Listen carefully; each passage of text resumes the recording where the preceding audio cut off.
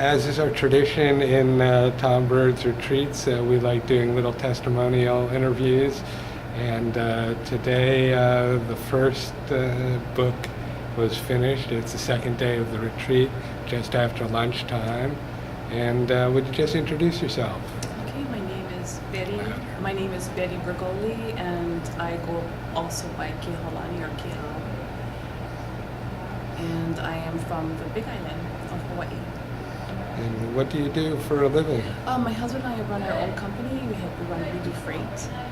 So because of that, I had more time. I had the, was allowed to come here, because we run our own business.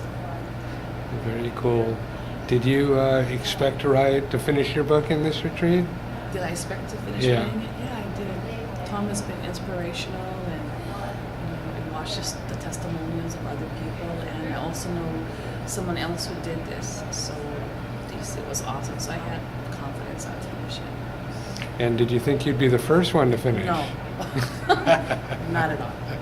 So, How do you feel about actually accomplishing your goal of writing a book? it feels great because you have so much within yourself that you would like to bring out, and you never believe in yourself that you can write a book because you're always have that part of your brain saying, I can't do it, would want to read what I have to say. And with Tom's techniques, it just flows, and you just write, and it's just incredible. It's a really, really great thing. I enjoyed it a lot.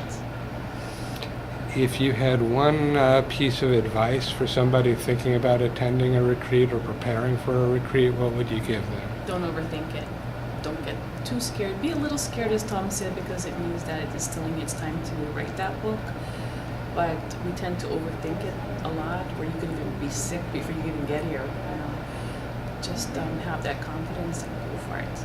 It's worth it. It really is. Okay, thanks. You're welcome.